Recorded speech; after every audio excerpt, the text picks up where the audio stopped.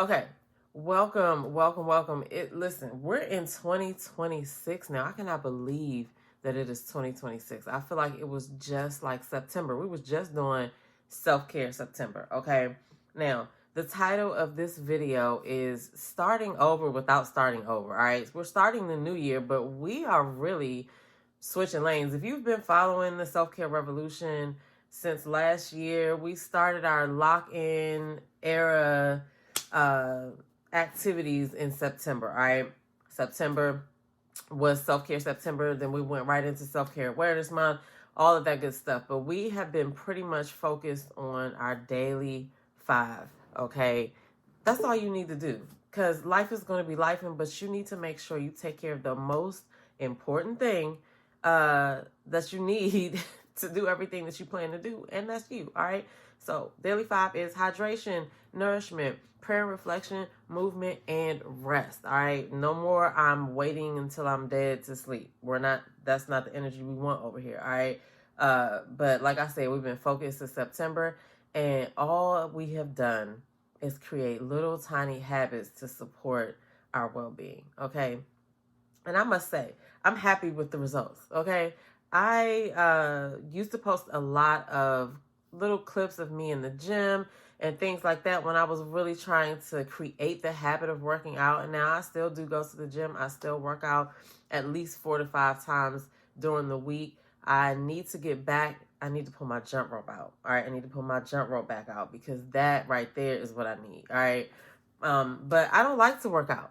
But I do it because I like the results. I love the results. All right. And just creating a consistent habit of adding movement to my regimen on an almost daily basis has worked wonders, because, listen, I'll do a 50-minute workout here and there, but I'm not about that life for a 50-minute workout every time I work out. All right. No, we're not on that type of time. I'd rather just include it into my daily regimen, and that way it's just a habit. And it also affects the way that I eat as well. Okay.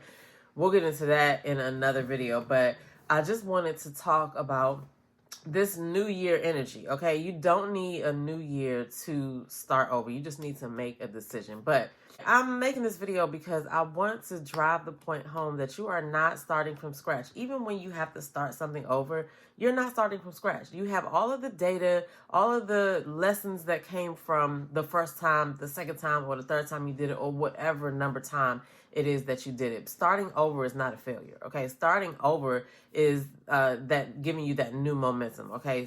You're not starting from scratch. All right. So don't even look at it like that, and don't be scared to start over tomorrow if you decide that you need to. Okay.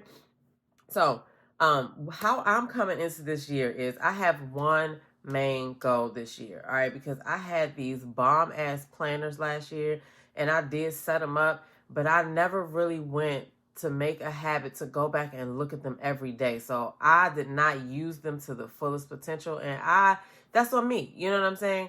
And so I realized, for me, I need my systems to be no questions, right? I need not to have to think about where something goes or what I need to do. So this year, I set up a system for myself with one goal. Okay. My one goal is to look at my planner every day. I'm not obligated to write in it, but I have to look in that planner every single day. Who is not going to do something if they're looking at it every day? All right. Because what I did was, in September, I also started to come across people doing these personal curriculums, right? And I love a good syllabus and a good, here's a how-to type of thing. And so I was like, what is this personal curriculum stuff, right? So my personal curriculum includes all of the things that I want to, engage in my life this year, right? I want to obviously be in my wellness bag, right? I want to, be in my family bag. I want to do a lot of things with family. And I want to create a lot of things for the podcast. I'm really in my creative bag for that. Okay. I want to read more books. All right. So, and the list goes on. I set up my personal curriculum so that I can get the habits, because everything boils down to little small habits that you could do every day. Right. And so that's what I did. But I only have one goal, and that is to look at my planner every day, because everything's in there. Okay. So I say all that to say that sometimes we set these big giant goals, and sometimes we have way too many, and we don't have enough time to be able to accomplish them all, at once, right? Yes, we want to, you know, do well on the things that we want to achieve, but sometimes we got to slow down and crawl before we walk, okay? And I noticed for me, all right, that the fewer goals that I have, the more successful I am at, achieving all of the goals, okay? So for me, fewer goals equals less noise. And so I don't know if you're a person like me where you're like, oh my God, I could do this, and you got all of these things that you want to do, and you're looking at your stuff at the end of the year or just period, and like, dang, I started this but I didn't finish it or whatever. Then maybe you just need to have fewer goals and then work your way up. Okay, that's all I'm saying. But my focus is to look at the planner every day. Now, what we about to do in this video, all right, is I'm going to show y'all the planners that I have. I'm so excited. Shout out to my sister, all right? The Musings of a Woman's Planner. You guys are going to get to see her channel later because we are coming back with our podcast. So stay tuned for that. But we're going to get into my planners today, right? Now, don't be intimidated, and you do not need as many planners as I have, okay? I'm doing mine for a purpose. Now, I have something called a thinking book, right? And the thinking book is just the catch-all for everything. I'm taking notes in there. I'm writing my ideas. I'm writing out, fleshing things out, writing my thoughts out. And then I look at that to fill up the planner, the main planner, all right? Now, I need somewhere to keep dates and things like that. I want to start keeping track of the foods that I eat and all of that because I don't know. There's something about looking back and being like, oh, I went to Smoothie King 10 times last month. We need that data, okay? But I have a hemlock and oak, right? This is a hemlock and oak horizontal. This pretty much is going to be my book for writing out my wellness stuff. Anyway, I don't have to tell y'all what I got to do. Anyway, I'm just going to show y'all my planners. We're not going to go through what I'm using them for, but these are different style planners.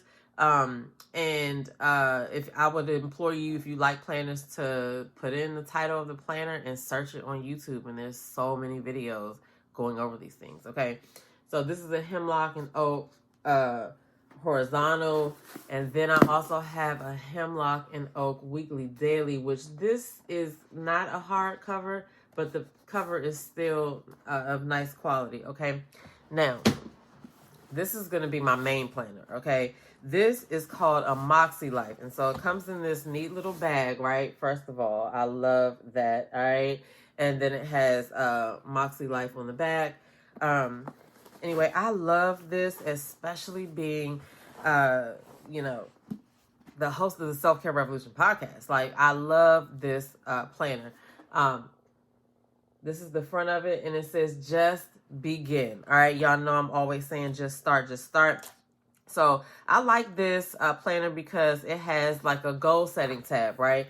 And it actually walks you through setting goals. And it has this portion that has the life compass. And the life compass part is so interesting because you get to actually fill in the bubble to see like where you are. And then you get to be like, you know what? I want to have a higher score in this area. And it'll show you, where you need to work on it or whatever. And there's like assessment scoring in here. You can set your intentions.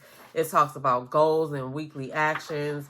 You can write your annual goals out. And so one of the things that is good about this planner is that when you start each month, right, it has this breakout for your monthly goals, right? And you can see on there that it has, a personal focus. You have a fun and recreational focus. You can write down what you're looking forward through on that.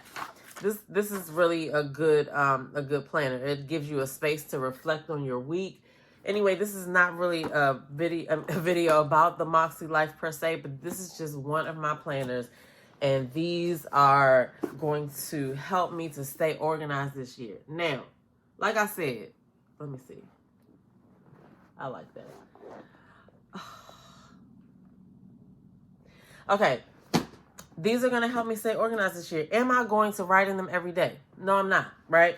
My only goal is to look at them daily. All right. Now, on Sundays, I usually sit down and I go through and do my, look over the pages and set up my week and stuff like that. So I will be doing that. But every day, I'm just going to be looking at the planner, because either way, it's either going to motivate me to use it and fill it in, but it will not have me having it be out of sight, out of mind. Okay, because that's what happens. I'll use it and then I'll put it somewhere, and then it gets something else stacked on top of it, and then I'm not thinking about it, and then I'm maybe 2 months in and I'm like, oh my god, I got a planner. So that's not what we're doing this year. All right, but this is my main one right here. I love it. They have a reversible cover too. I could take this off and switch it if I want to. This is the back one. Anyway, but this is a really, really good planner. And if you're a person who just likes to